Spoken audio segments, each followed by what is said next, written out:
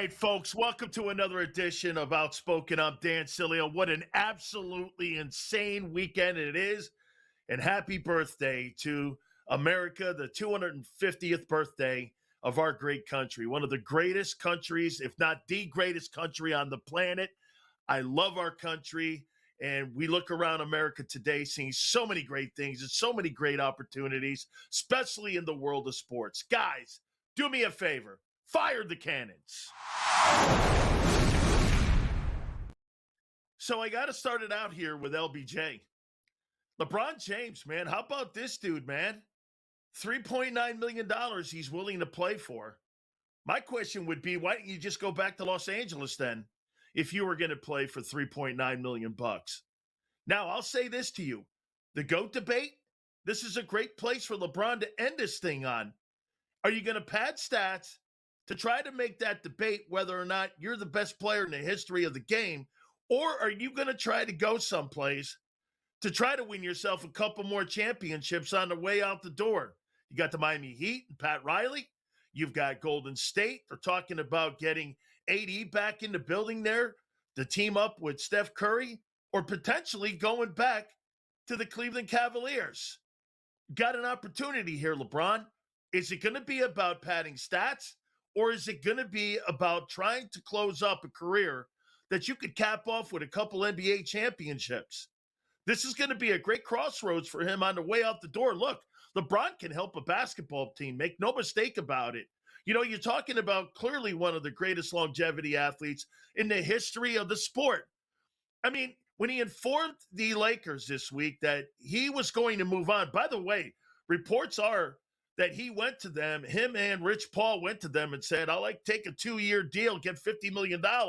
And you know what Rob Pelinka, the general manager of the Lakers, reportedly told him? Who do you think you are, Kobe? You're not going to get that victory tour on the way out the door there in Los Angeles. LeBron had no idea wanted to do with any of that. So he's going to pick and choose where he may want to go and finish this thing up. Going back home to Cleveland would be an absolutely awesome way to end it. But in my opinion, LeBron James going to Miami with Pat Riley and Eric Spoelstra, you can make the argument right now that Eric Spoelstra is the best coach in the NBA. This is a great decision. You talk about decision too. Do you want to pad stats?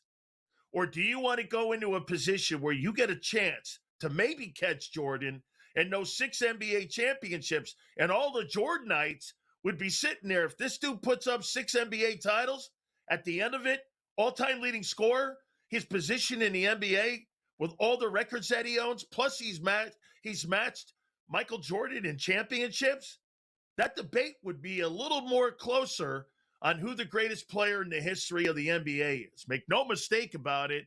You're talking about a nice moment right here for LeBron to go out.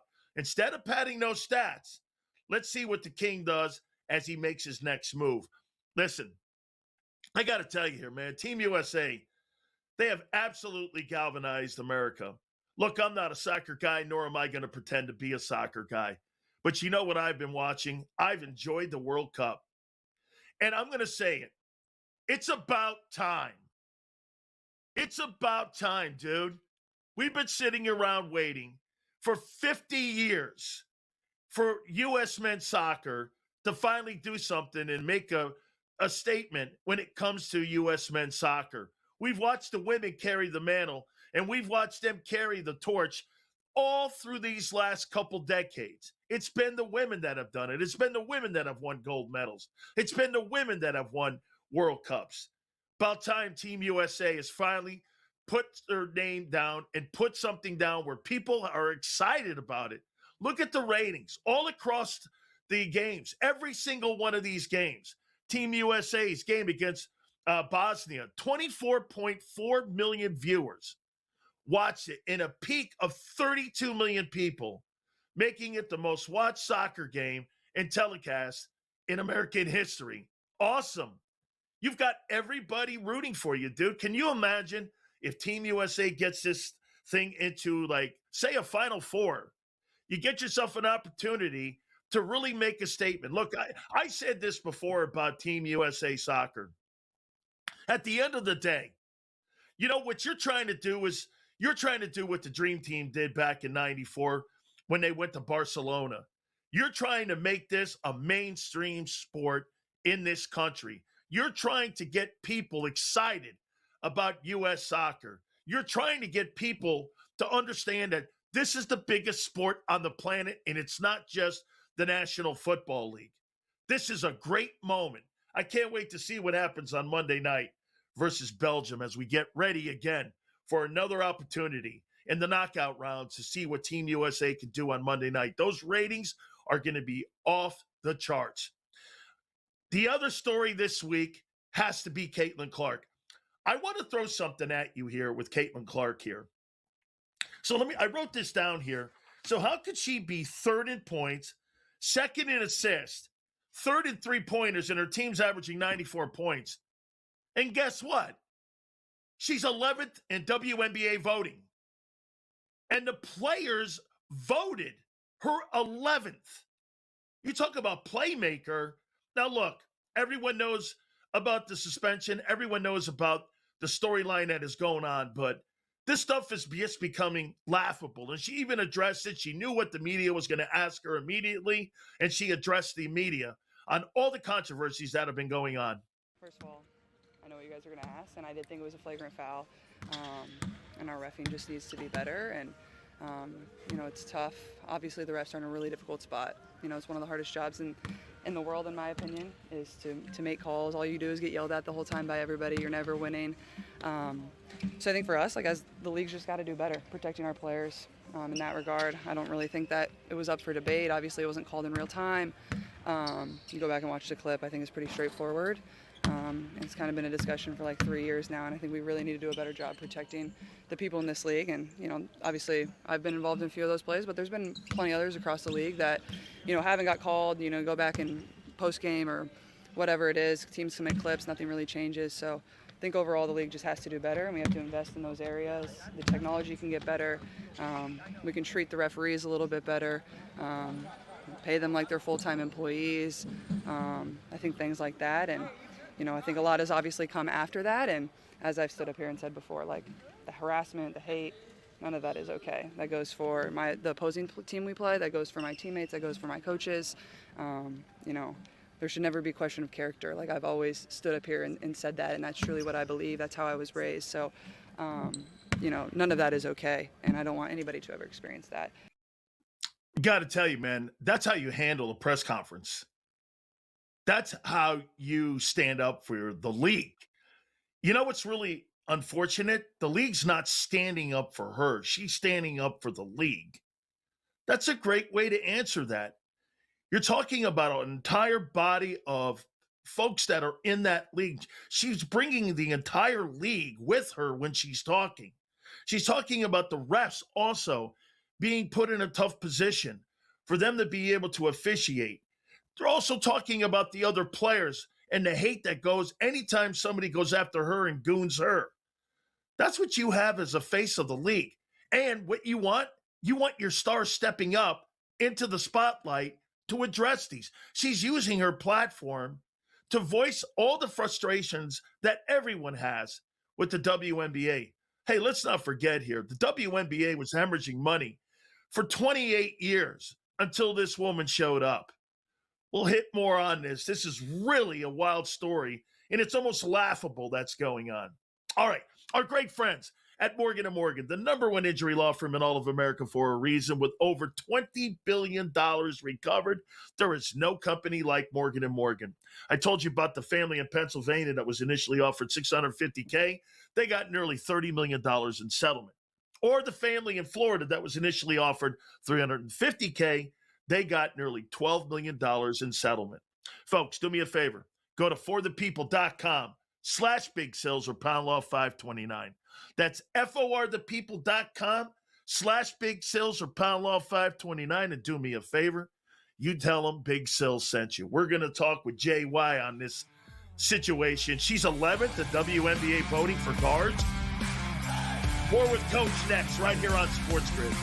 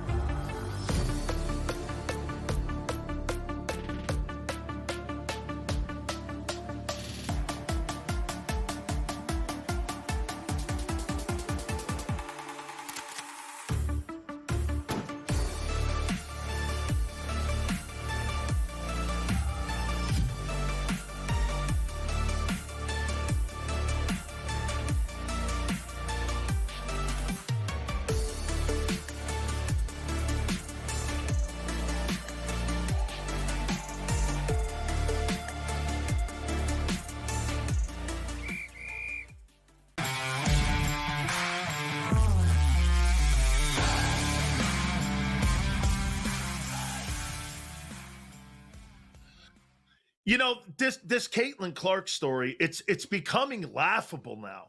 It really is. I mean, I don't know where to go. So she's 11th according to the players in the league at guard in the voting.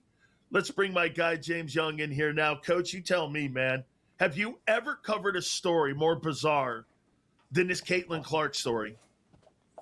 It's funny, Big Sills. You and I were all over social media when I sent out that clip about Caitlin Clark, and I want to go back to what Caitlin Clark said, because it was exactly who I went after the most. It's the league and the officials.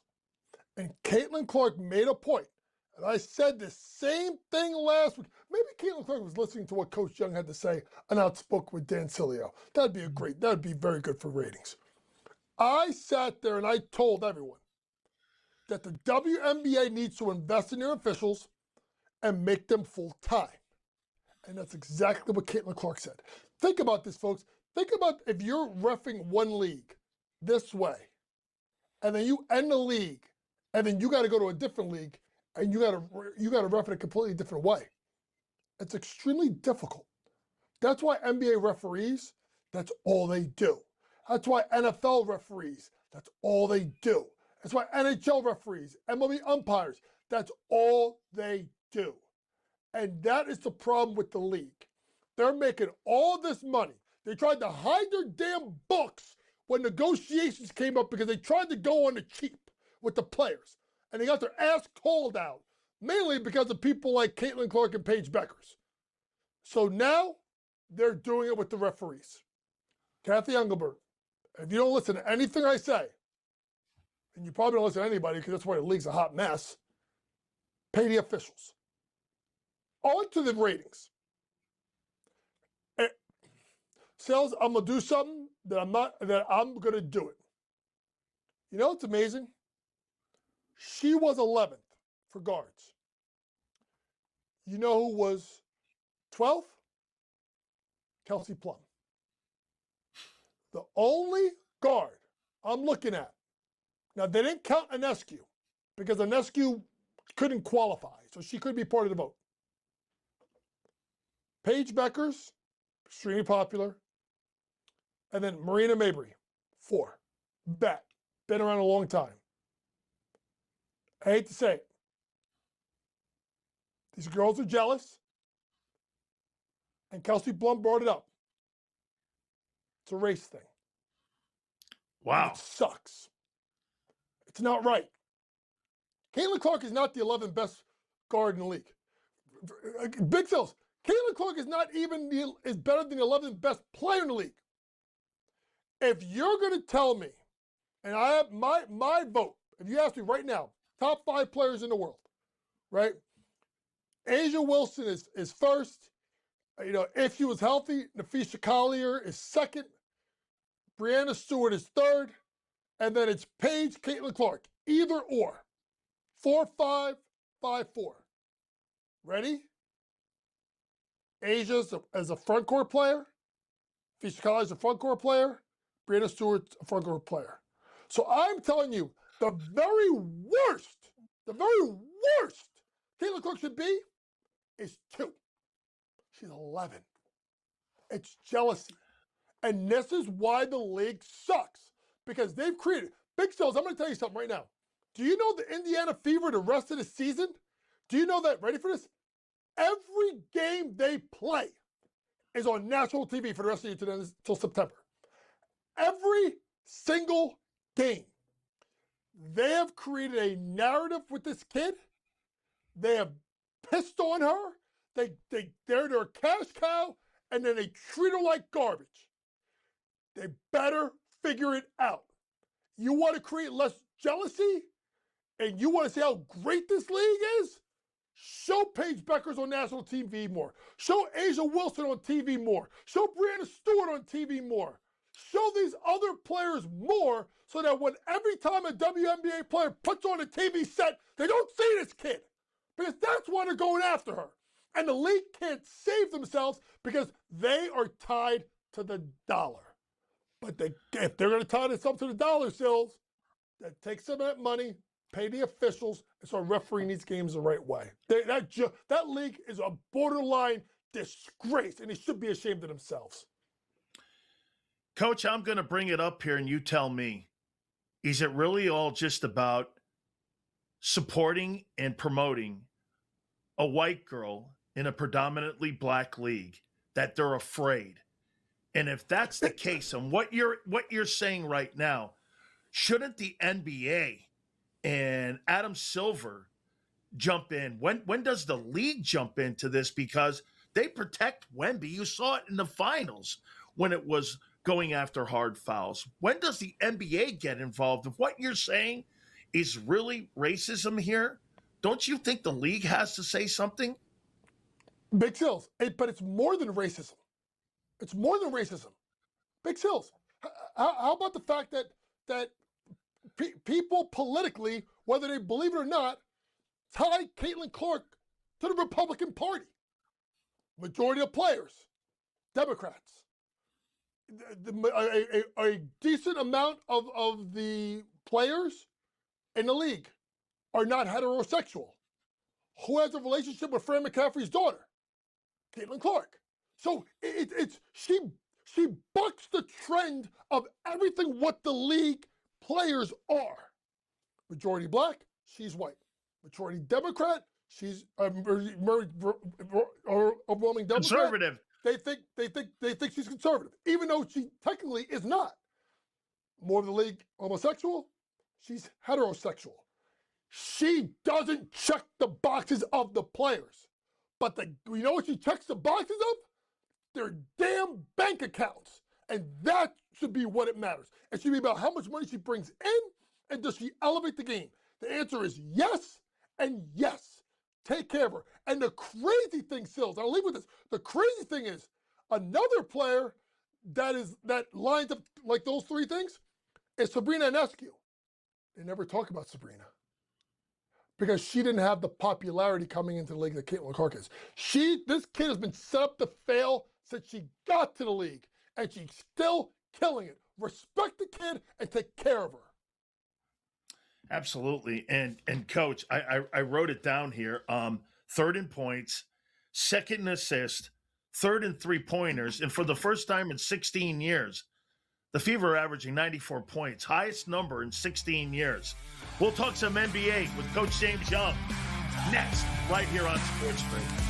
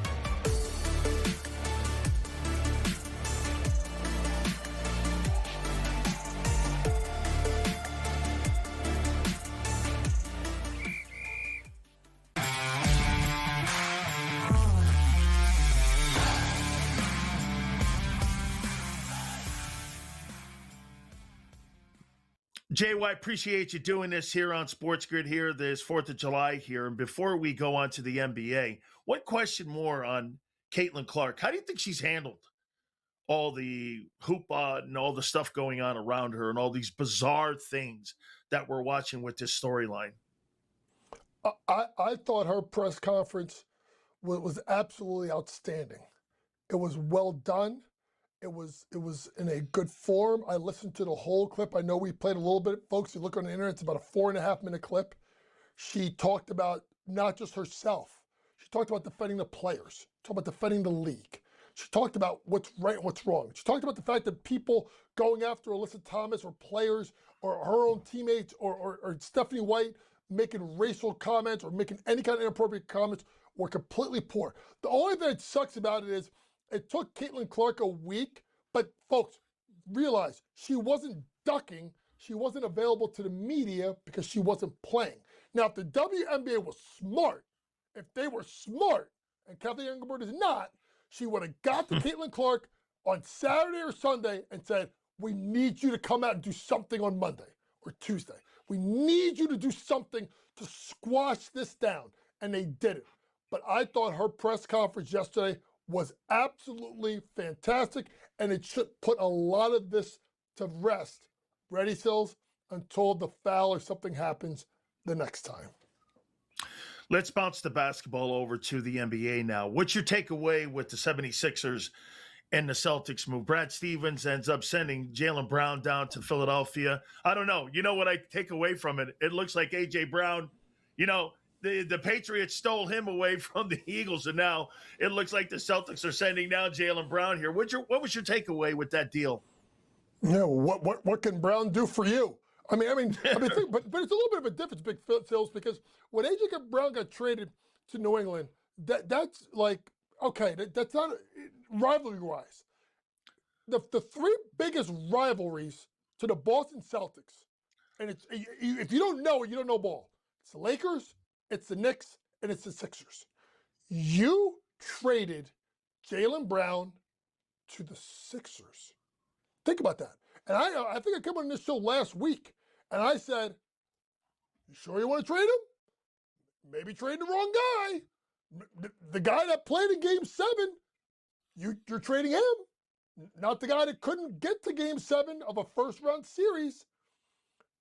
I thought now Philadelphia, and I'm a Knicks fan, you know this, their starting lineup of Maxey Edgecombe, Jaylen Brown, Dean Wade, sneaky good signing, and Joel Embiid is as good or better than anybody in the NBA. And they went and got Anthony Simons for the bench, right? They got guys, and then Big Sills, and then what does LeBron do? Because LeBron is going to go where he wants to win. And where can he win? In Philadelphia. And I just said this on Pro Basketball Today with Kevin Walsh. LeBron's a legacy guy. He already has his legacy in Cleveland. He's got the ring there. He went back, he won a ring. He's got his legacy in Miami. He's got a legacy in LA. He's big about legacies. That's why Rich Paul said if the Knicks didn't win a title, that there wouldn't be a list because he would have went to New York. So where is another place that's a legendary basketball city that hasn't won a championship since the people know that, and that's Moses Malone, the 83 76ers, who have not been to the finals since 2001, and Allen Iverson. They've been a bad franchise, and you go to Philadelphia, where there's a rabid fan base almost as crazy as the Knicks, and you go win a title there. That is how you have your Hollywood ending. LeBron, Philly, championship. There's a chance, Sills. There's a really good chance. Haven't heard a Mo Cheeks reference in a while. 1983 team for the 76ers, going back to Moses Malone there and Billy Cunningham and them dudes. But you're right. A fourth team, JY, that he would win an NBA championship, and potentially another potential finals MVP. would close out and push that conversation with him and Jordan closer, no? Big Sills, it's 4-4. 4 teams, 4 championships, different styles of play, different coaches. It would put him ready. I'm a Jordan #1 guy. He goes to Philadelphia and wins, and it's final MVP. Even I would have to admit and say that LeBron James is the greatest of all time. And he would also probably rejuvenize Joel Embiid's career if he were to go there. Instead of a guy that's only playing 39 ball games a year, you got him playing north of 60 and potentially an NBA title. Wow, Coach, awesome stuff. David Bearman next. World Cup in baseball here on SportsGrid.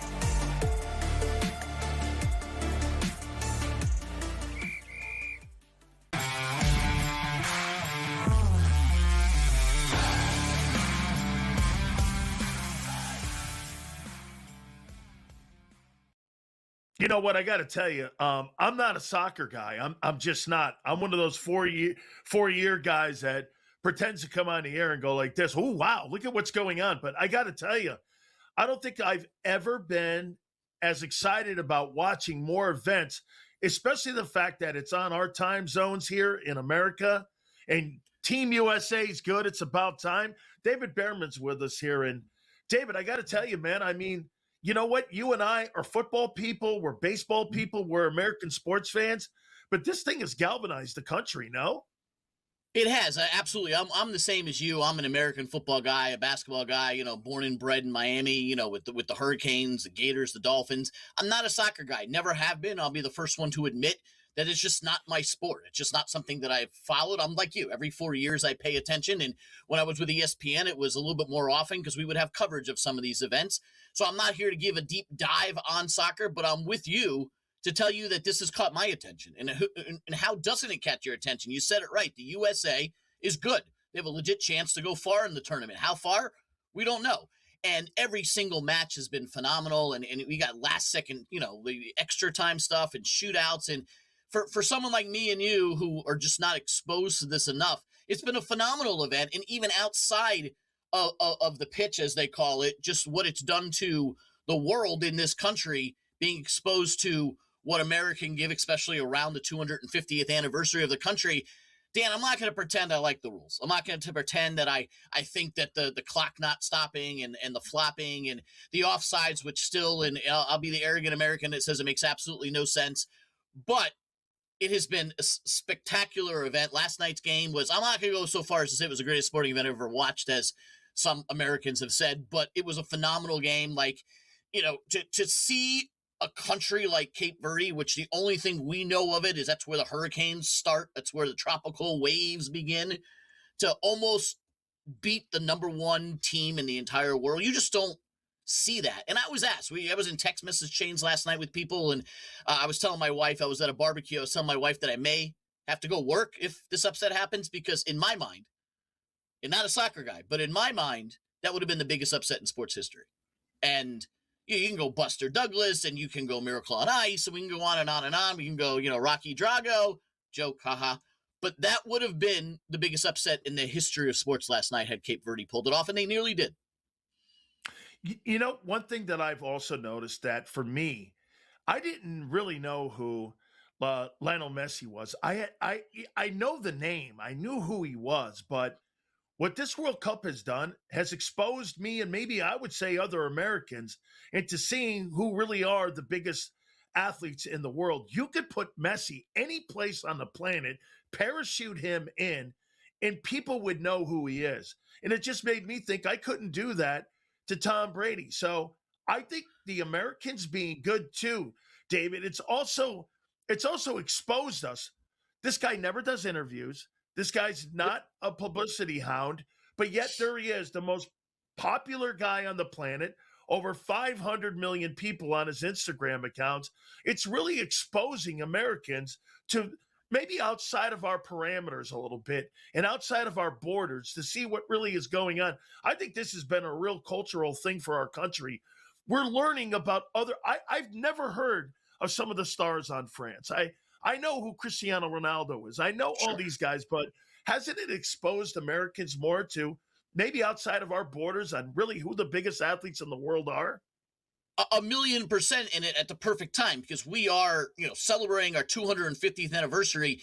But in the grand scheme of things, that's nothing. I mean, the countries on the other side of the pond have been there thousands of years. So we're small, and we're in our own little world with a sport like American football that's been around since, the first Super Bowl was 1960s, 66, 67. NBA that goes back to the 40s. Major League Baseball goes back further. But soccer's been here forever.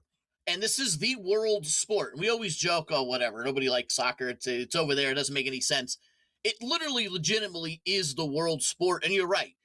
I have a 9-year-old daughter who literally doesn't like sports. Her only exposure to sports is that daddy's never around because he's working in sports. Knows who Lionel Messi is.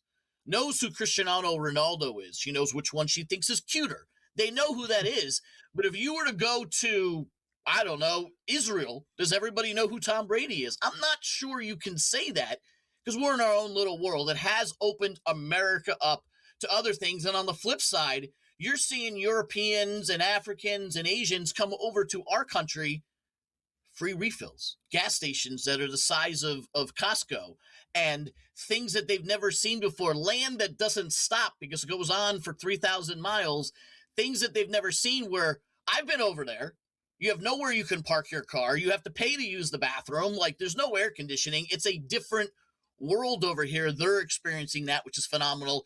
And we are seeing things like, seriously, but before the World Cup started, did you know where DR Congo was? No. Nobody had any idea where DR Congo was. Now we do. No. We know where it is. Everyone knows where Cape Verde is. You know what I really loved is that I had a person over on my social media account, and that person goes, man, I don't need my passport to go from New York to New Jersey. I mean, yeah. I think the things that we take, for granted, many people that are over here enjoying themselves, and this has been just an absolutely insane event. Now, I do have one complaint, and believe this or not, David, I sent an email to Roger Goodell. Some of the stadiums that I'm watching, and I'm looking at the grass that's on the field, and I'm looking at what these guys are playing on and what it's required that FIFA has for their athletes. You see so few knee injuries and ankle injuries in a sport where people get stepped on. We saw the red card the other night against the U.S. player. I mean, how come the NFL owners don't do this for the players that are their biggest assets? Their priorities are not what they should be. And listen, I can give you a list of 1,000 things that FIFA does wrong. But the one thing they get right is demanding that this World Cup is played on natural grass. I'm with you. I'm from Miami. I've always been exposed to natural grass. There's no reason why we shouldn't have natural grass in every single stadium, even the ones in the South. Like, you tell me why Las Vegas doesn't have grass and why Los Angeles doesn't have grass. And I've been to those stadiums, and, I know they can do it because, for the Super Bowl, they roll it out and roll it in. But college, Las Vegas, they play it on turf. The Rams, the Chargers, they play it on turf. If Green Bay, the frozen tundra, as we call it, can play on natural grass, why can't we have it in Baltimore? Why can't we have it in those locations? And I know it comes down to money. It's always money, money, money. But every single one of us is paying money to watch that sport on television. That money is getting funneled right to the owners.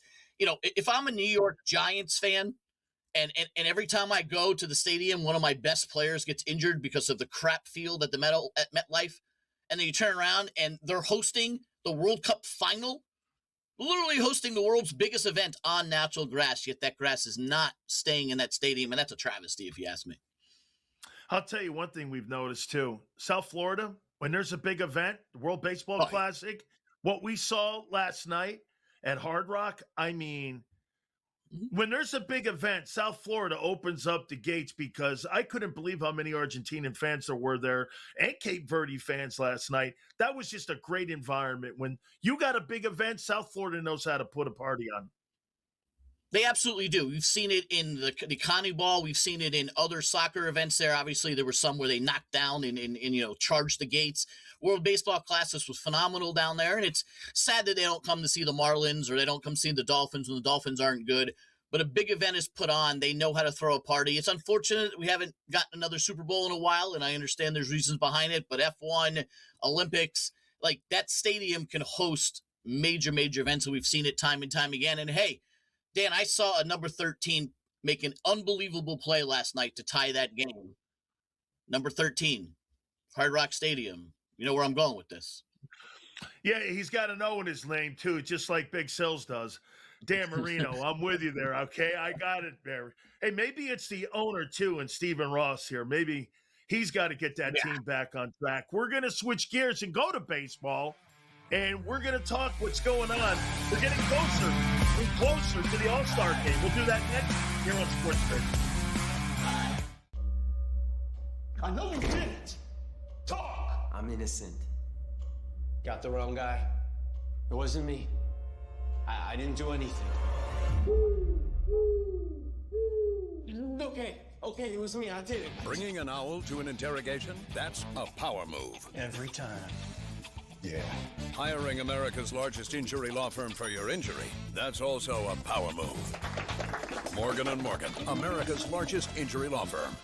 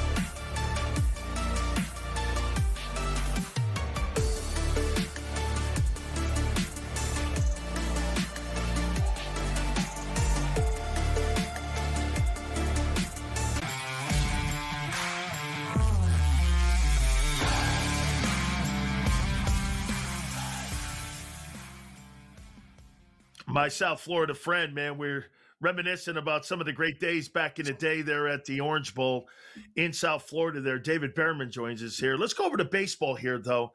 How surprised are you with this Rays baseball team? Here we are, July 4th. You know, everyone said at the beginning of the year, David, that this was a team that maybe was going to be in transition as they're trying to look for a new stadium on whether they're going to stay in the Tampa Bay, St. Pete area or move potentially to Orlando or Nashville.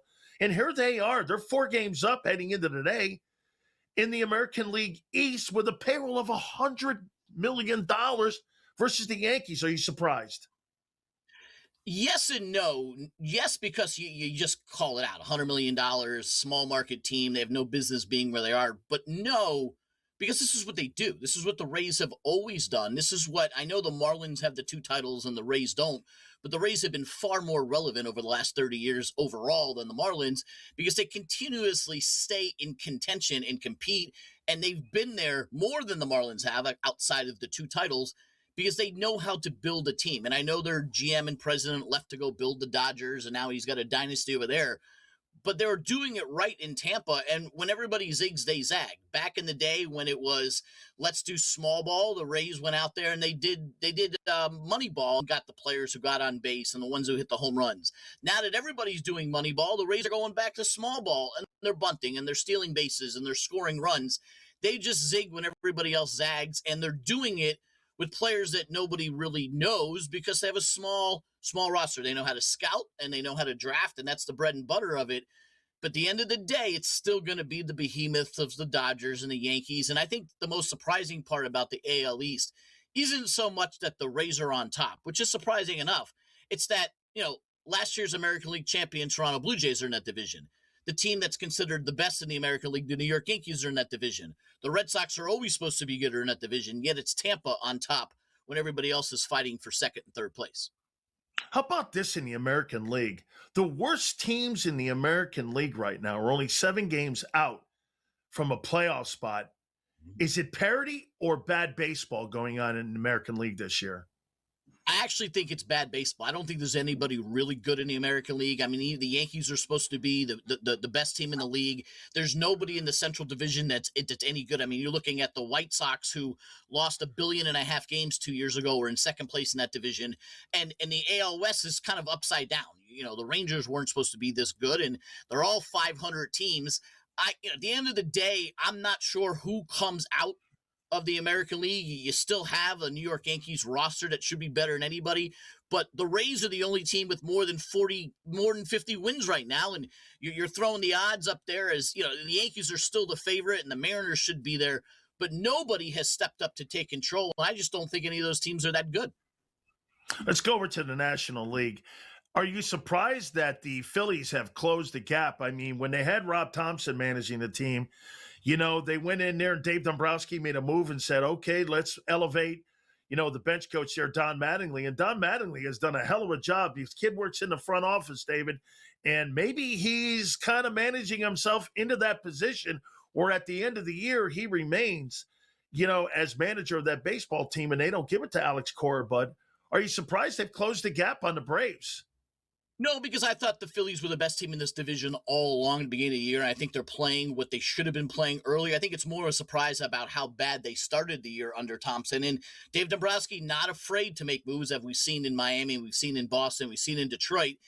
The surprise was it's Don Mattingly, because we've been exposed to Don Mattingly in the decade he coached the Marlins and didn't really amount to much. I know obviously he's a big name in baseball, but I was disappointed in his managerial run in Miami, but to see what he's doing with Philadelphia, and the key there is they got one of the best pitching staffs in baseball that is pitching unbelievably well, and the hitters are finally stepping up. If you look at that roster, I have the Phillies as a top 5 roster in baseball, so they should be on the top of that division, and it's actually surprising that it took that long. The Braves weren't supposed to be good this year. They were good a couple of years ago. They won the World Series. They tailored off last year, and there weren't that many changes between last year and this year where the Braves were not considered a front runner. The gap is closed because the Braves played over what they should have and the Phillies played under what they should have, and now that gap is closing the way it should have been all along. And at the end of the day, I think the Phillies win that division. David, you mentioned Andrew Friedman earlier because he was with the Tampa Bay Rays as their general manager, and man, he's just done a whale of a job running that Dodger organization, because people don't realize they got one of the best minor league systems in all of baseball too. I mean, he took that philosophy, what he did with the Rays, and he brought it to Los Angeles, and he elevated a guy off of Bud Black's bench in San Diego and Dave Roberts. And Dave Roberts has turned out to be, I don't know, a smaller version potentially of a guy like a Joe Madden. How impressive is Andrew Friedman? I mean, Theo Epstein, maybe in the last couple of years, you would say one of the greatest GMs. How good do you think Andrew Friedman is? I think Friedman's better than Epstein. Obviously, you give Epstein credit for winning it in Boston and winning it in Chicago. But you take a guy who knows the game, a guy who knows scouting and who knows drafting, did it with Tampa, built Tampa with no money whatsoever, and then you give him an open budget that Magic Johnson and company have given him in Los Angeles, and you're seeing what they're building. I think when all is said and done, and I know the rules are much different now than they were 50, 60 years ago, what he's building in Los Angeles, I think, will at some point, unless they change the rules, rival what we saw out of the Yankees in the 40s and 50s and the Yankees of the late 90s and early 2000s. That dynasty's not going anywhere anytime soon, because you got the money, you got the GM, you got the talent, and they have the best players in baseball. That roster is ridiculous. I know we talk about Murderers Row way back with the Yankees 100 years ago. What they're building in Los Angeles could absolutely rival this if they don't change the salary cap rules in the upcoming CBA. You know, I'm not going to ask this question any longer on Shohei Ohtani if he's the greatest player in the history of the game. Would this be a fair statement to make about him? He's the most unique player in baseball history. Could we make that comment? Absolutely, because the player who's considered the best of all time is Babe Ruth, and he did exactly what Ohtani's doing, setting records on both sides as a pitcher and a batter. But we're seeing it 100 years later when you're not supposed to be doing that, because everything is specialized. You got your starter, you got your middle reliever, you got your closer, you have your infielders and outfielders. Back then, those guys did everything. Now you don't have that. He's doing what Babe Ruth was doing in an era where you're not supposed to be doing that. You're not pitching 45 times a year with 37 complete games like, some Cy Young was doing. These guys are pitching once every 5 days, and he's dominating on both sides of the plate. I would absolutely agree with that statement that he's the best player in the history of the sport, and you're seeing it every single year. Absolutely, too. In the 250th anniversary of America today, man, you got a face of Major League Baseball, and he's a Japanese-born player. I love it. Thank you, David. Appreciate it. Sileo set. We'll do that next, right here on SportsGrid.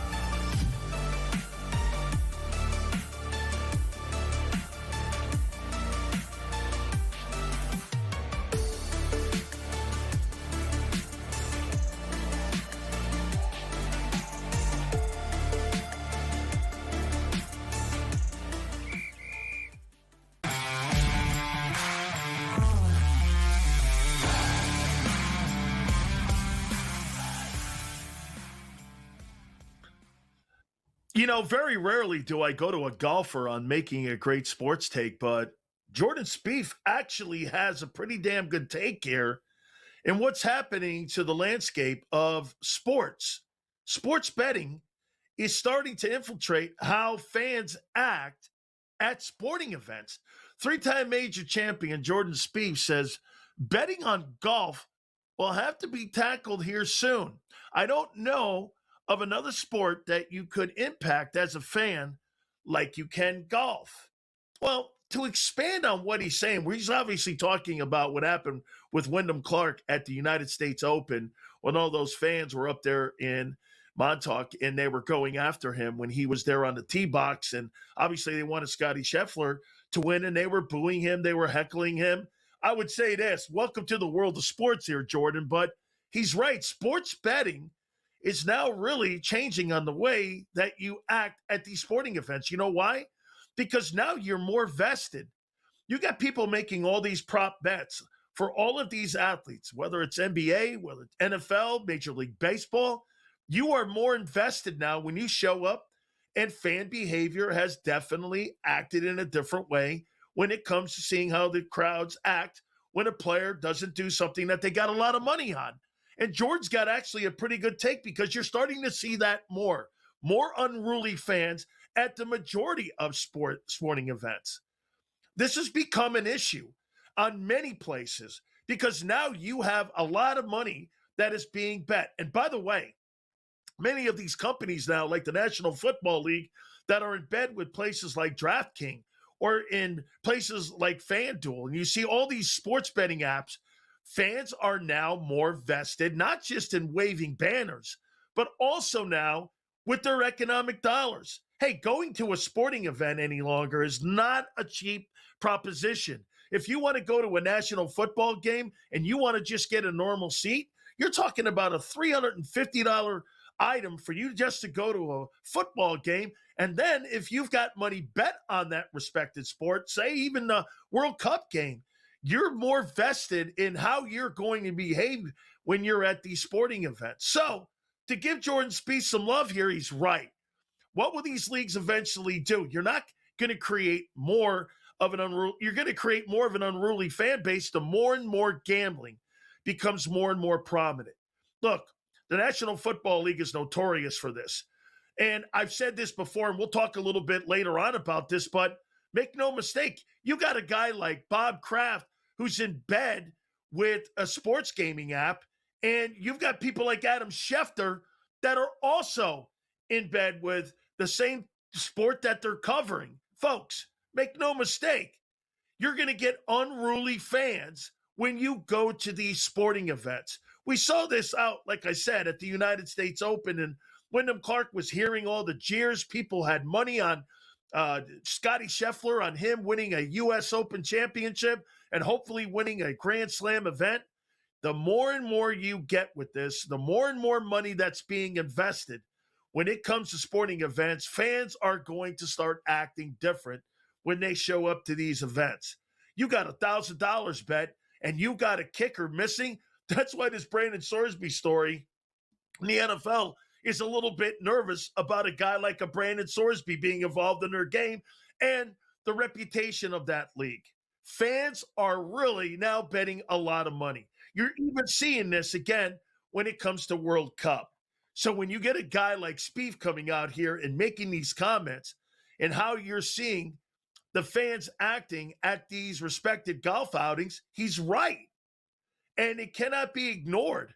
The PGA, again, when you want prop bets, you want a great environment. And to me, you also maybe have to embrace it if you're the PGA.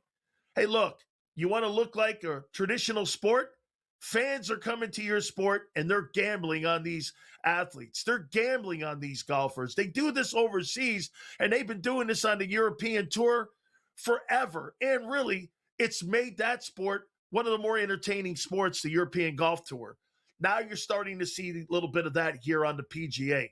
When you've got this kind of money being wagered today and the amount of money that is being bet with all of these sports apps, there's no question about it that every single sport is benefiting from gambling.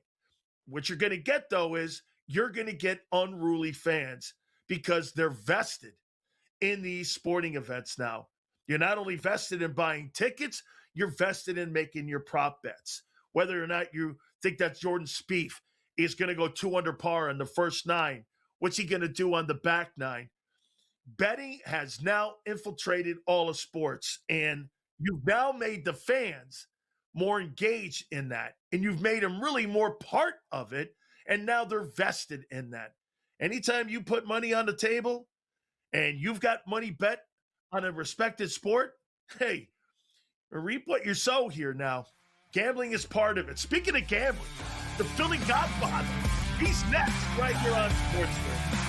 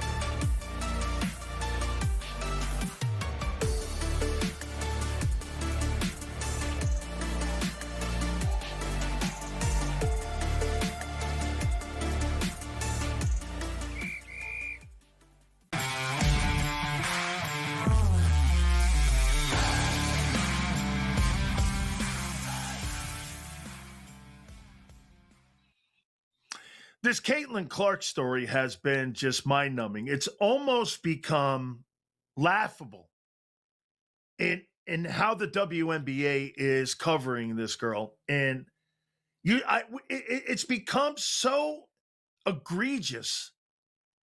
And again, I don't even know where to go with it when it comes to how people look at where and how the WNBA is covering her. Make no mistake about it. You're talking about a girl now who's 11th in voting. She's 3rd in scoring. She's 2nd in three-pointers. It's absolutely remarkable and how they're absolutely, again, sitting there and making sure that, you know what? How in God's name are they refereeing her? How they're looking at her when it comes to everything. And it's one of the most mind-numbing stories going on in all of sports right now. But, I want to get in here now with Philly Godfather. Happy 4th of July to you, my friend, the greatest country on the planet, 250th anniversary here. Hey, I want to talk to you a little bit about what Jordan Spieth said this week about, fans being invested when it comes to how they're acting now at sporting events, and most notably on the PGA Tour. Do you think that's really going to become more of an issue? Because, again, as gambling grows, these fans now have a lot of money invested in this stuff here, and it's not just about going to an event anymore. Well, I mean, they've always had money invested in the sport, but now more people are betting on the sport. So it's, more and more people as they get into the sports betting space and with an invested interest. And then you add alcohol, it could be a recipe for some headaches, So is it the alcohol making these guys go a little nuts, or is it the money that they have on the line, or is it a combination of both? It's probably the latter, the combination of both. So they got to decide whether they got to restrict some of the alcohol selling, at certain times, or find different ways to deal with it. But yeah, it's just going to grow. It's going to get bigger and bigger. You're going to have more headaches as more people enter the sports betting space, especially a lot of people are betting golf these days where they weren't really betting it, back in the day, mostly NFL, football, college football, basketball, baseball. But now a lot of people are getting down on golf bets and prof bets and matchup bets. So yeah, it's only going to get bigger and more of a headache. So let me take you to World Cup. Have you started getting invested in World Cup? How is that when it comes to sports betting? I mean, obviously, it's the biggest sport on the planet. Philly Godfather, you tell me, Yeah. how do you get involved in it? How do you get involved in setting the line? How big has it become on the World Cup stage? Well, it continues to grow in the USA, but it is the biggest sport in the world, and it dwarfs the NFL, I don't know, 10, 20, 50, 100 times.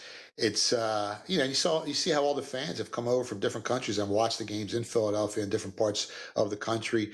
France, to me, is, just from the eye test, look like the odds-on favorite. They've been dominant 3-0 through round 32. Their odds are maybe 2-1 or even less than that to win the whole thing. They just look like they're the cream of the crop.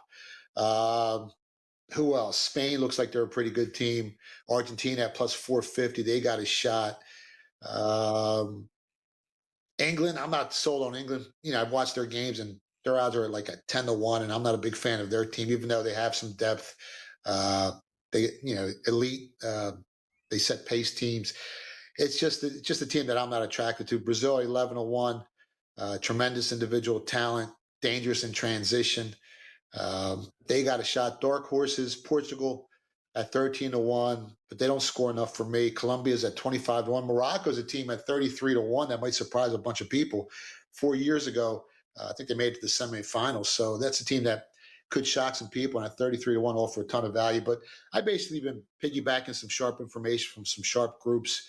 I know what my limitations are. I'm not a great soccer handicapper. Some other guys are better. So, I'll piggyback some of their information, but I've watched some of it. But again, to me, it's not a sport that, when I watch it, it's not like the NFL. There's not constant action, constant drama, a lot of back and forth in soccer, which is great. But, as a fan of the NFL, baseball, basketball, boxing, I think there's more entertainment value watching those sports, but it is grown in the USA.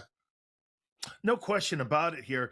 Is it one of the more difficult sports to handicap, especially when it's like every 4 years? Because, we really don't cover it. So for you, that's extra homework, right? And really diving in, especially, I've always said this, you guys are the greatest analyst on the planet.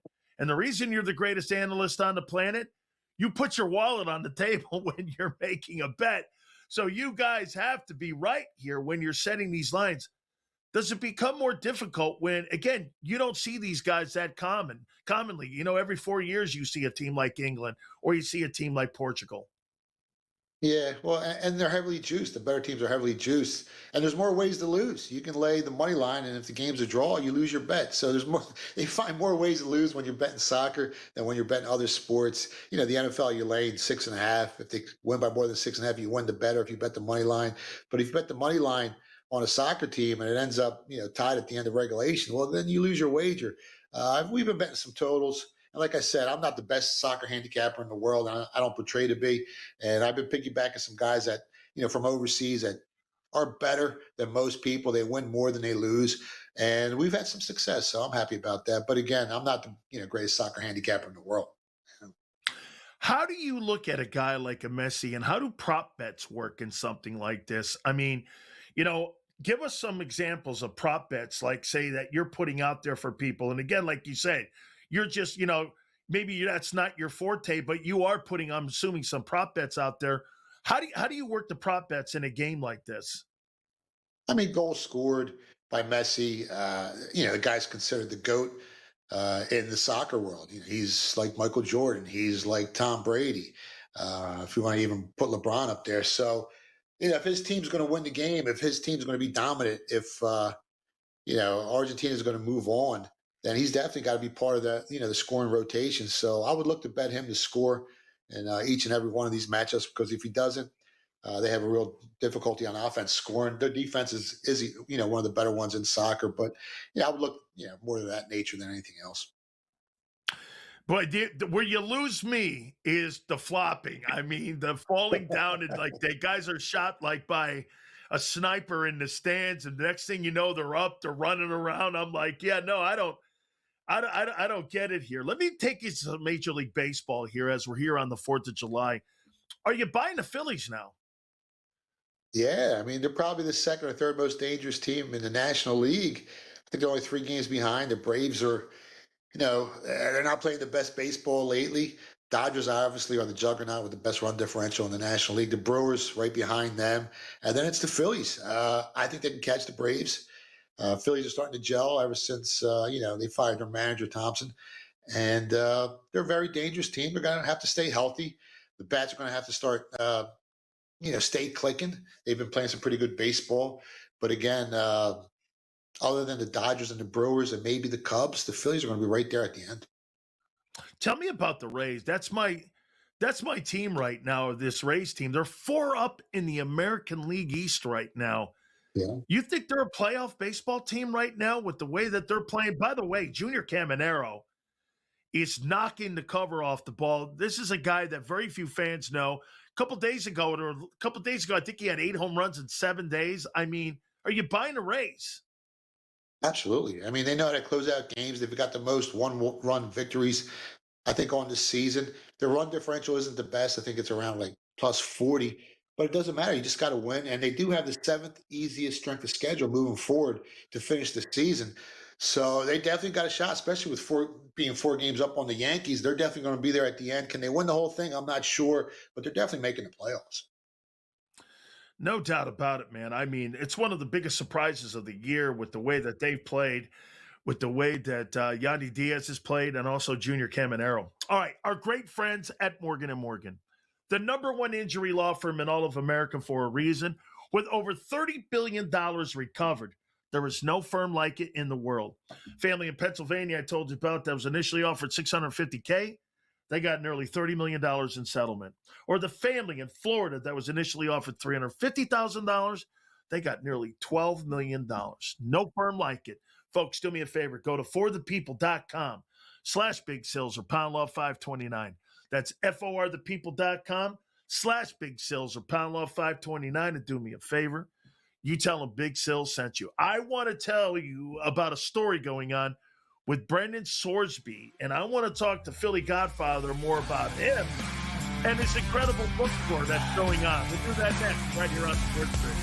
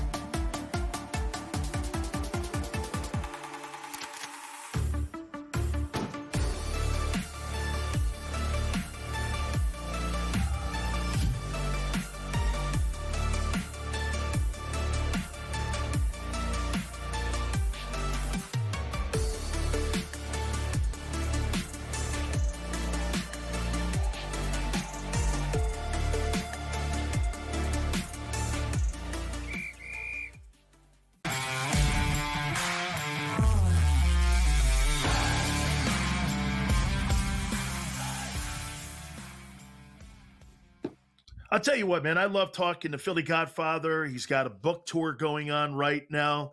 It is #1 when it comes to crime books on Amazon. He's been going all over the country. He's got a potential movie coming out here. Godfather, how's the tour coming, man? How's everything coming? And anything that you've learned new and all the things that have been going on with you on this book tour. I know that you're visiting correctional institutions, going there, trying to make a difference on guys. How's this whole thing going, man? It's been amazing. I mean, I'm speaking at colleges, universities. Now they got me speaking at prisons in a redemption tour, trying to change people's lives when they get released and they don't go back into prison. Try and give them some hope. Set an example. You know, I did it. Why can't they do it if they do the right thing, put their mind to it? And before I go on about the book, I just want to talk about how special this holiday is to my family. Now, I know it's special to everyone, but it really means a lot to my family. My father left his country almost 60 years ago, had left his country with $200 in his pocket. And they got here on July 3rd, almost 60 years ago. And with my mother, and for a shot at the American dream, they came here legally. And, you know, the early years, he was working 90 hours a week. And when he was in Greece, they had told him that the streets of America were paved with gold. And later on, when I talked to him, he told me, you know what? They lied to me. But you know what? The streets of America were paved with opportunities. So it's even better than gold. And that's all he needed to succeed, to give his kids a better life, a better future. And I remember the early years, you know, my dad worked his butt off 90-hour weeks. And then in 1976, he became an American citizen. And it was one of the few times I saw him smile as a kid. He was, you know, so happy. So this holiday means so much to me because my parents did leave a socialist government to come here for a shot at the American dream. This country is so special to my family. And they actually arrived here on July 3rd. And he became an American citizen on the bicentennial in 1976. So this is the greatest country in the world, full of opportunity. You just got to work your ass off and, you know, go get it. And that was his motto. If you work, you know, harder than anyone else, this country can reward you with all the dreams you've ever wanted. So that's what this country means to my family. I'll tell you what, you know, the one thing that you say when you're talking about immigrants that come to this country, I mean, my grandfather, I mean, he spoke broken English. He spoke, you know, Italian in our house 50% of the time. He was a fireman. He was a fisherman. And he worked at a cement place. And that's all he ever knew was hard work. And there was no gray area with my pop and all. There was no in the middle there. You're either black or white. It's either all issues were that way. And surely you're right here, especially it reminds you of where we all come from and what America given us this opportunity here. I want to ask you about Brandon Sorsby here. Do you believe Brandon Sorsby should be able to play again? I mean, he was a young kid, made some mistakes. You know, you don't know what the truth is, but from what I've read, he placed a lot of wagers. So obviously he has a problem with betting and he needs to get help for that. But his average wager was $9 or $10 a bet. So the integrity of the game was never in jeopardy. You know, you're not going to convince 11 people on offense to fix a game for $9 or $10. I mean, they're splitting 80 cents a piece. So I don't think the integrity was ever in jeopardy, but it does open up a can of worms if you do let him play, because he does have an issue. And if he is in the NFL, maybe he starts making some bigger wages. But I don't think that would happen. I'm all about redemption. If he gets the help he needs, because I do think he has a problem with betting. I think he should play in the NFL as long as he, gets his life straightened out. But again, I don't think the integrity of the game was ever in jeopardy. I don't even think he was playing on the team when he was placing those wagers. It's a slippery slope. Do you have to set an example? Yeah. But you also got to give people second chances. And I think he deserves a second chance. Here's my place in this. Hasn't the landscape changed, in your opinion, than what it was, say, 20 years ago? When you've got FanDuel, you've got DraftKings, you've got an NFL team now that's in Las Vegas. You've got the national championship game that's going to be played in Las Vegas this coming season. It's one thing to go, well, you can't gamble on the sport. Well, the NFL is now entrenched in gambling.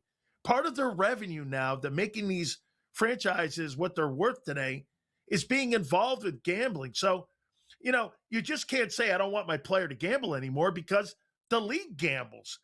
So hasn't that landscape changed a little bit here? And we have to maybe open up our eyes a little more to let athletes gamble more. Do you believe athletes should be able to gamble? I mean, do as I say, not as I do. Is that what the NFL is telling everybody? Right.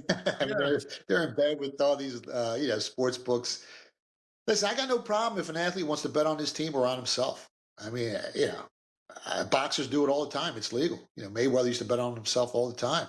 If you think you're the better team, and if it gives you, a slight edge to bet on yourself, and you go out there and you perform even better, there's nothing wrong with that.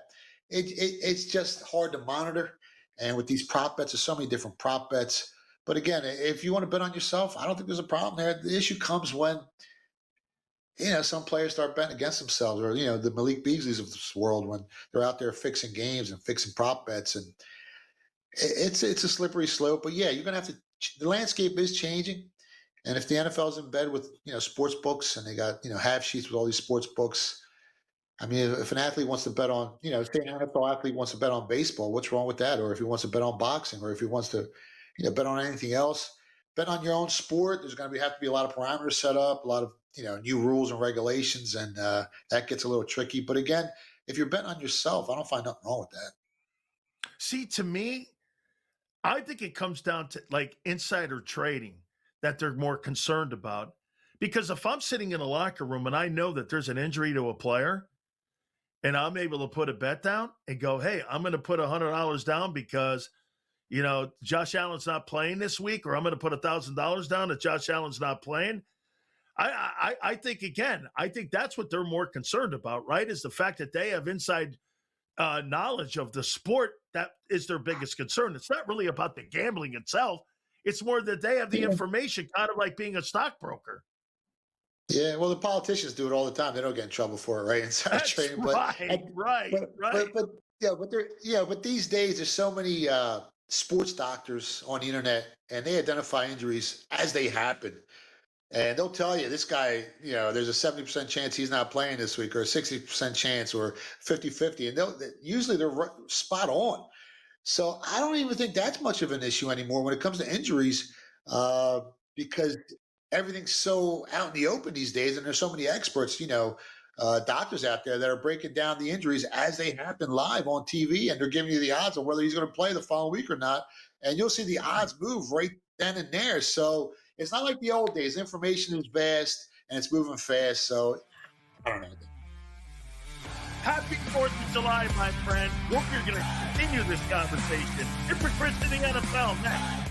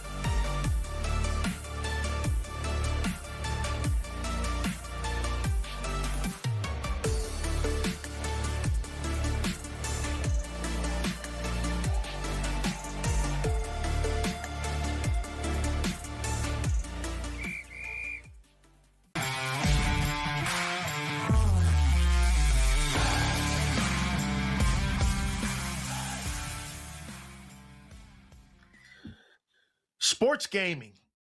You know, the story with Brandon Sorsby has been a polarizing one. National Football League decided not to hold a supplemental draft for him and basically gave him a year, suspension for him not to play this coming season and made him eligible to go into the 2027 draft. This is wild and hypocrisy that goes on in the NFL. Robert Kraft is a major stakeholder in DraftKings. And do you know that Adam Schefter, the guy that covers the National Football League, has also a major stake in a company that Robert Kraft, the owner of the New England Patriots, has a major stake in. It's called Boom Entertainment. So you tell me, you're telling the National Football League players that you're not allowed to gamble, but the owner of the New England Patriots has a major stake in two gambling companies. They don't have complete control, but they have a major stake in DraftKings. So the sport that Adam Schefter covers, he's got also a major stake with Robert Kraft, the owner of the Patriots. And you're sitting there telling me that players cannot gamble on the National Football League games or college football. I tweeted this out this past week. The Patriots owner, Robert Kraft, is a big money investor in DK Sports, and Brandon Sorsby can't enter the NFL supplemental draft. I asked the commissioner flat out. I've even sent him emails on this. How is this possible that you suspended a kid for making $9 bets, and yet you got an owner who's knee-deep in sports gaming? Make this make sense. The hypocrisy of the National Football League lives forever. Again, as the NFL will say to you, hey, don't do as I say, because again, at the end of the day, the National Football League is out there making the money that they possibly can when it comes to gaming. Sports gambling is now a major part of the revenue stream now in the National Football League. And yet you're still pushing these parameters around the National Football League players that you can't gamble, you can't do this, and you can't be involved in any way whatsoever with gambling. My take, I don't have a problem with athletes gambling. Actually, I think it'd make the games more interesting if they were gambling. And we found out that a quarterback was basically betting $1 million on a game. Why not? If he was gambling, why not? It makes it more compelling. Integrity of the game? You're worried about the integrity of the officials in the National Football League when all the major decisions go back to Park Avenue anyway? That's like trying to tell me that the steroid era was bad for baseball and people weren't watching. I love how people have this high and mighty moral code about themselves when it comes to sports. Sports gambling's here, folks. It's another part where people always are trying to put the genie back into the bottle. Athletes gambling on sporting events, so what? You know, if you look back now at Pete Rose and that stupid situation with him and how they kept him out of the game, you think a guy with over 4,200 base hits and all the great things that Rose has done in his career, you really think that that guy was doing things to hurt his chances on being considered the greatest baseball player of all time? Look at his numbers. An all-star at every position. More hits than anybody in the history of the game. Legendary baseball, MVP awards, World Series MVP awards. You think that guy was doing anything to hurt the integrity of what he wanted to put down on a resume when it came for him and how he was perceived as a ball player? Based on what? There's no failure on Rose's resume anywhere. And you're saying, well, he bet on the game of baseball. Well, he didn't bet on anything to hurt his reputation when it came as a player. Pete Rose is one of the legendary players of all time. I like the notion that if an athlete bet on a game, they would be betting for them to lose. Dude, if you're an athlete and you make it to the National Football League, you're not betting on anything to lose. But again, you look at athletes today like they're children. Oh, gee, if a guy bets, he may throw the game. Throw what game? I'm not looking to ruin a legacy. I'm looking to enhance a legacy. I love the fact that Buster Douglas back in the day, bet $250,000 of his personal purse, that night before his mom died when he beat Mike Tyson. He put that kind of money down because he wanted to bet that he would beat Tyson. And he was 30-1 when he ended up beating Mike Tyson. Dude, I don't have a problem with athletes gambling. Not one bit. As a matter of fact, I don't have a problem with anybody gambling. We're not children. Gambling is a part of our society, just like alcohol and tobacco are a part of our society. Unfortunately, people like to legislate it, and they like to be your parents and tell you, well, you can't do this, you can't do that because it hurts some type of integrity. The National Football League, integrity? You're kidding, right? The National Football League talks integrity, and they talk out of both sides of their mouth. All right, we are going to go to the pitch, and we're going to talk some World Cup. Miami Herald, Michelle Kaufman, that's next, right here on the SportsGrid.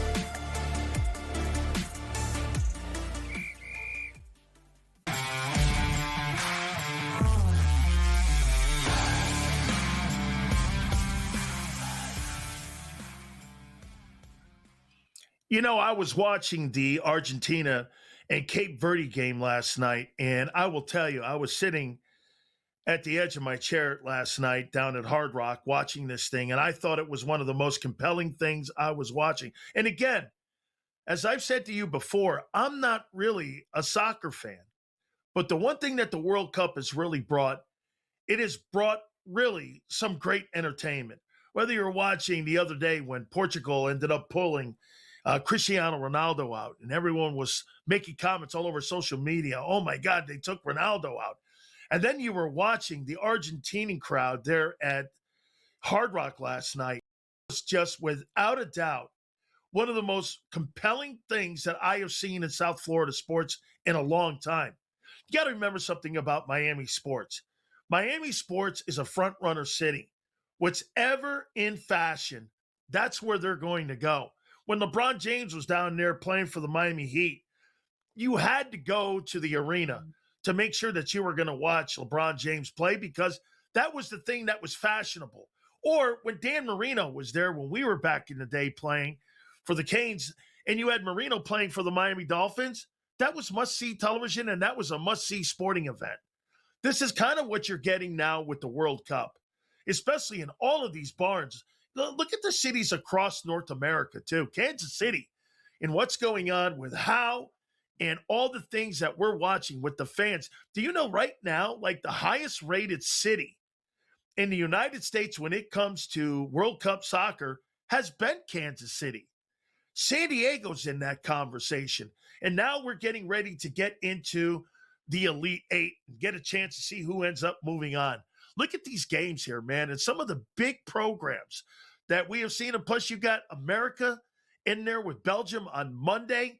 Make no mistake, this game against Spain and Portugal, that's going to be must-see television. How about Morocco for the first time moving on and getting into the Sweet 16? Same thing that went on here for some of the people in some of these big programs. And there's no better person that I love talking soccer to than my friend from the Miami Herald, and that is Michelle Kaufman. And she has covered so many great sporting events and so many great soccer events in South Florida there. And I got to tell you, Michelle, last night watching Hard Rock with all those fans there, that was an amazing place and an amazing event last night.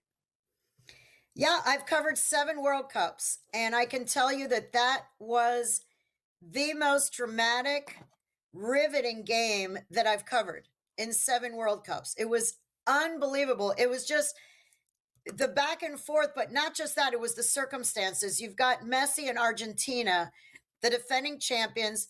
65,000 people were there.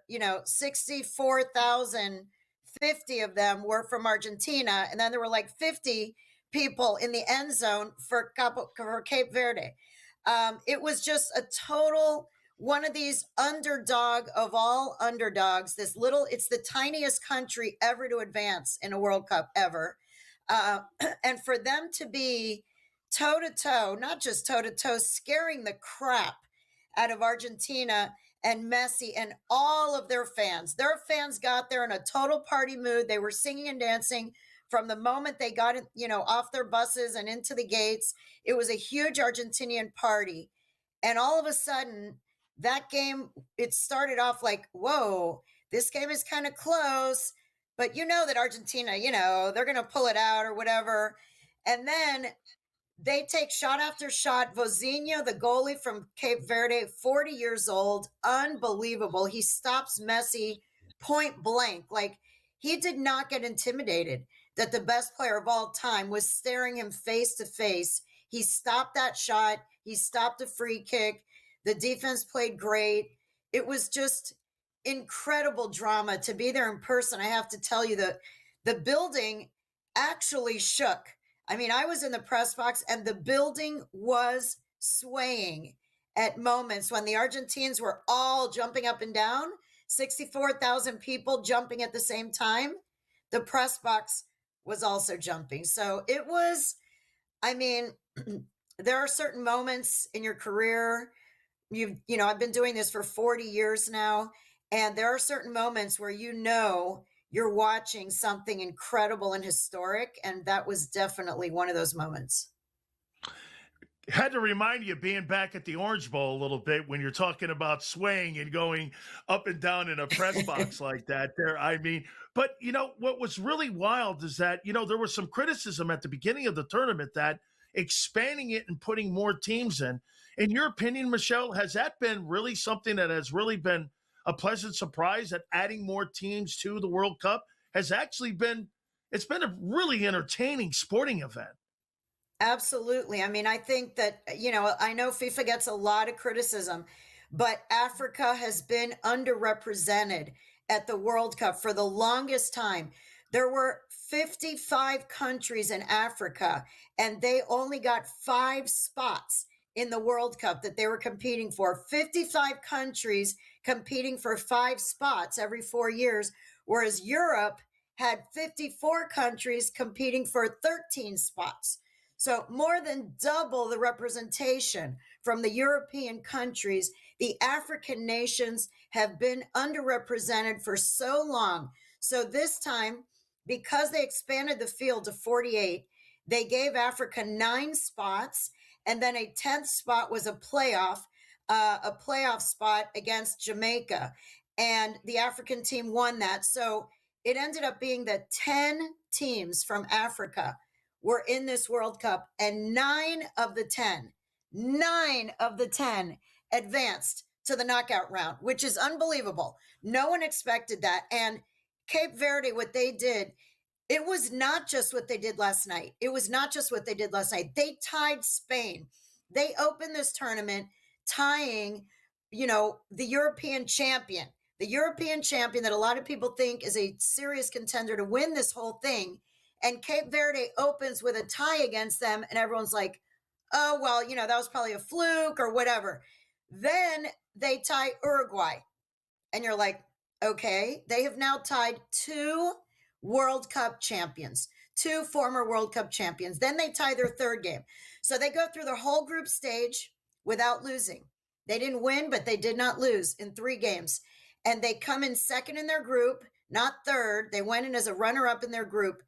And then they give Messi and Argentina, the defending World Cup champion, they gave them everything that they could handle.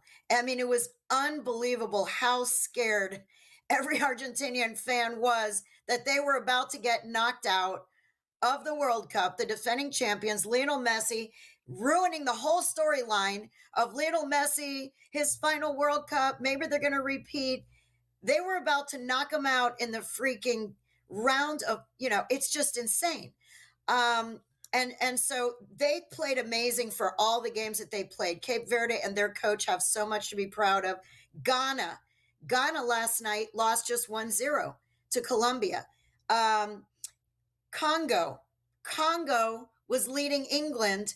Congo was scaring the crap out of England before Harry Kane had his heroics to save that game. And then Ivory Coast lost 2-1 to Norway. So, all of these teams played great. So now there are 2 African teams left. Morocco is left to play against Canada. I would be very scared if I were Canada. Morocco made it to the semifinal last time. The semifinal last World Cup, Morocco. They have to play Canada, and then Egypt also advanced. Egypt is going to play Argentina next. Argentina's probably going, oh my God, another African team. So yeah, I mean, I think the addition of, and then Haiti was a great story too, and Curacao was a great little story too. But the African teams, I think one of the overarching stories of this World Cup is Africa is finally getting the spots that they deserved, and they are making the most of those opportunities. We'll continue more with Michelle Kaufman here on. You wouldn't have your ex officiate your wedding. Do you, Jake? Liar, cheater, gaslighter. So why have anyone but America's largest injury law firm handle your injury case? With over $30 billion recovered for our clients, there's a reason to go big. Gaslighter, coitus crier, he's got more red flags than a bullfighter's attire. Morgan & Morgan, America's largest injury law firm.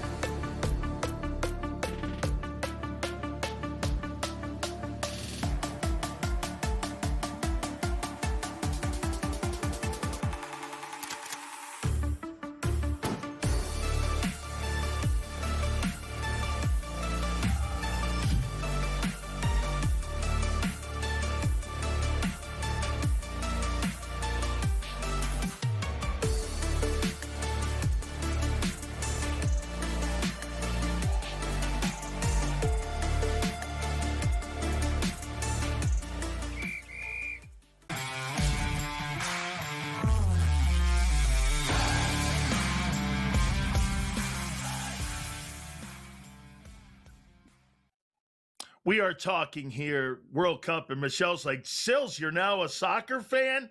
We're talking with Michelle Kaufman here from the Miami Herald. I never thought a football player, University of Miami football player, turning into a soccer aficionado.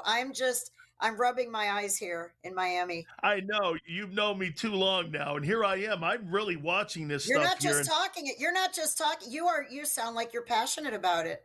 I am. I really was. And you know what? Something that stuck out the other day to me was when they took out Ronaldo.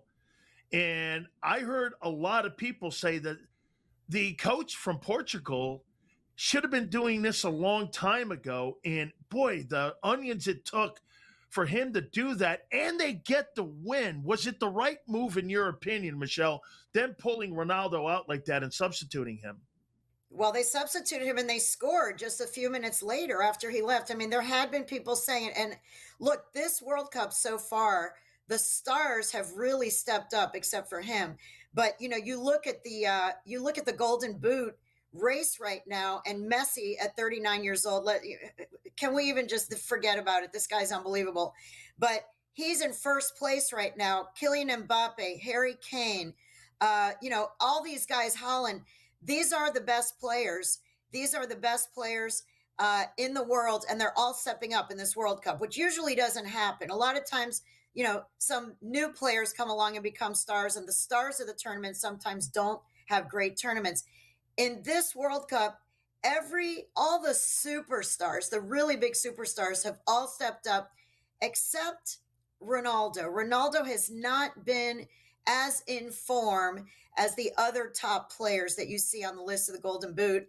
And yeah, there were a lot of people who felt, he's 41 and that the team was better without him. Before the World Cup started, there were people saying that the Portugal team is better without Ronaldo on the field. And, Portugal so far, even though they have advanced, and obviously things can change. This tournament, as we saw last night, anything can happen. But up until that point, Portugal had probably been the biggest disappointment in this World Cup. Portugal and Uruguay just not living up to the expectations. Portugal was expected to be a contender to win the title. Portugal, Norway, and Morocco were sort of the three, non-favorite favorites that had a chance that everybody was talking about. A lot of people were talking about Portugal as a serious contender. And up until this last game, they looked very shaky. And a lot of people felt that Ronaldo was kind of taking up a space on the field and just couldn't run and couldn't do what he used to do. They take him out and they score right away and they end up winning. But in my opinion, they won on a very bad call against Croatia. I mean, I think that game should have played out. When that goal was scored by Croatia, to me, that was a goal. I've watched it 83 different angles. That goal should have been a goal. It would have been 2-2 and let them play it out. Let them play that game out and see what happens. But they kind of took that opportunity away from Croatia. So I think Portugal has not done much to be proud of so far. What happens on Monday night, Michelle? Belgium, Team USA. How do you think this, and without their superstar, how do you think this plays out? Yeah, this is a huge game. I mean, round of 16. Look, the best United States team ever was with Bruce Arena 2002, Landon Donovan, DeMarcus Beasley. That team in 2002, Japan and Korea, I was there. They reached the quarterfinals. And that's the best that U.S. team has ever done. So this team, in my opinion, and a lot of people's opinion, that this team is good enough to match that. This team is absolutely, and should. I would say if this team loses Monday night, it's a disappointment. Even though they advanced and they got to this round, I think this team is showing that it is capable of going at least one step further, and it would be a disappointment. Losing Balogun is a big loss. He is the leading scorer of the team. He's the leading scorer of the team. They're going to have to find someone to step up. But I think one of the things about this team, unlike Argentina, unlike England, they have not really been relying on a particular star. Like going in, everyone thought Christian Pulisic, it's all about Christian Pulisic. They have shown that they can play with him. They can play without him. The team has really gelled and become a team.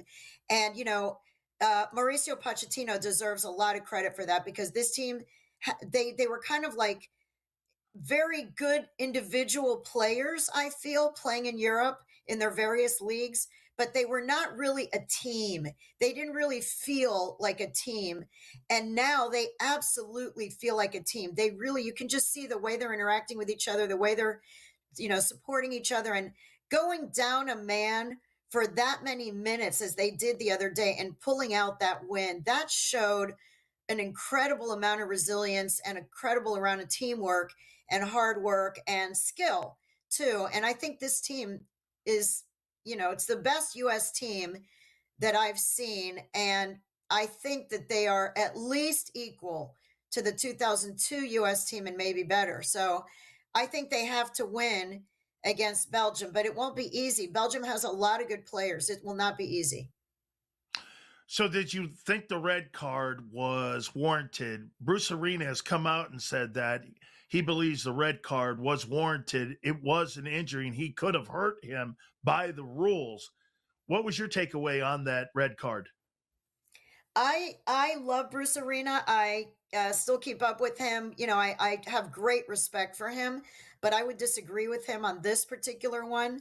I don't think that was a red card because there was no intent to injure. I mean, yes, the way their legs tangled, the way he stepped onto that ankle, it created a dangerous situation for that player's ankle, but the player was behind him. It's not even like he wasn't even next to him or in front of him, the player he stepped on, where you could say, oh, there's a guy in front of him and he stepped on his foot.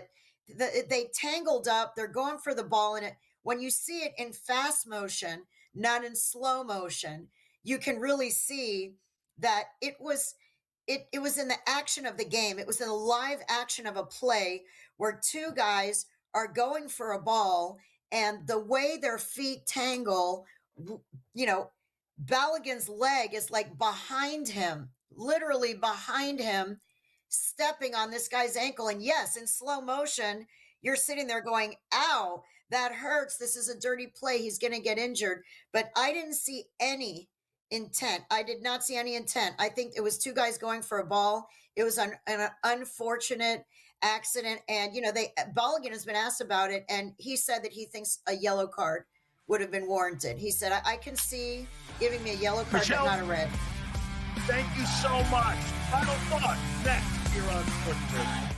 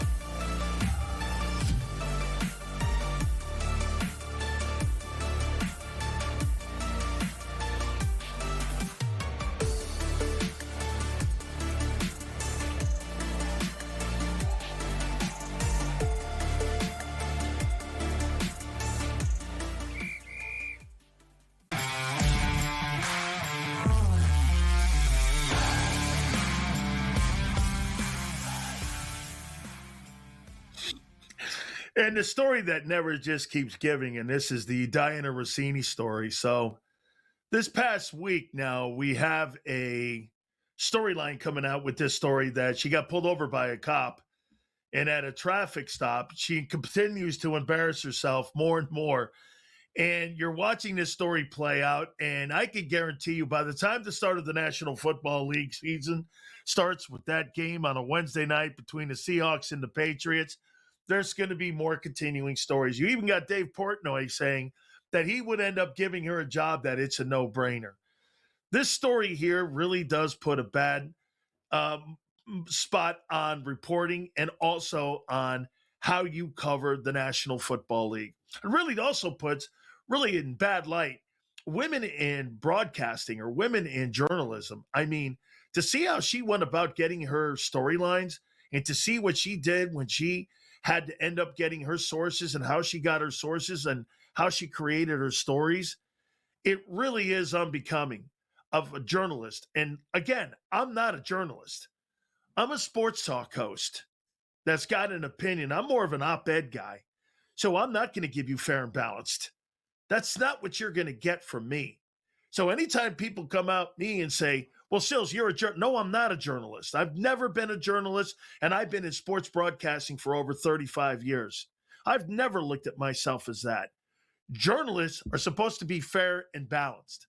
Well, the way she got her stories is not fair and balanced. And by the way, something really ugly is going on there at the New York Times. In my opinion, it looks like the New York Times has a problem with The Athletic being involved with the Times and being their sports page, part of that newspaper. I think a lot of this infighting and all of this intel and these storylines that have come out on Diana Rossini have been from the reporting of the New York Times. There's something sinister going on. You know, Mike McCarthy, who we've had on from Front Office Sports on this program, is also echoing my same concerns. To me, this looks like more like the New York Times has a problem with The Athletic. Diana Rossini was making over $850,000 a year. That's just on her salary that she was making at the time. Some people would say, wow, that's really a lot. Well, for the job that she had and for her contacts, I think that's right down the line. You're not counting her television appearances. She was making well over $1 million in covering the league. And I think a lot of people at the New York Times have had an issue with this. You know, all these pictures that you're seeing, all these intel resources, somebody has hired a private investigator.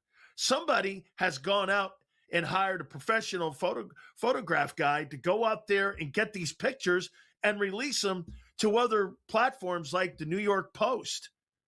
This looks to me like there's something going on inside the New York Times. Now, this is just an opinion that I have, because outside of that, this investigation that the Times has come down with and has been investigating for the last 3 months, they're taking subtle shots at The Athletic. A couple of years back, The Athletic was absorbed by the New York Times because the New York Times got rid of their main sports section and hired The Athletic to cover sports, and they made it part of the New York Times. Well, it doesn't look like that relationship is going very well. And in my opinion, this is coming from inside. Now, this is just an opinion again, and I think Mike McCarthy is also, from Front Office Sports, is also echoing, as I said, my sentiments. And I would like to know what the problem and how these stories are getting out. And the New York Times' investigation, if you read their investigation, this 3-month investigation, it's a lot of their people attacking The Athletic. The Athletic has lost over $700 million since they have joined the New York Times. You heard me right. $700 million they have lost since they have been absorbed by the New York Times as their main sports section. To me, there seems to be an internal issue going on with that newspaper, the New York Times, when it comes to The Athletic.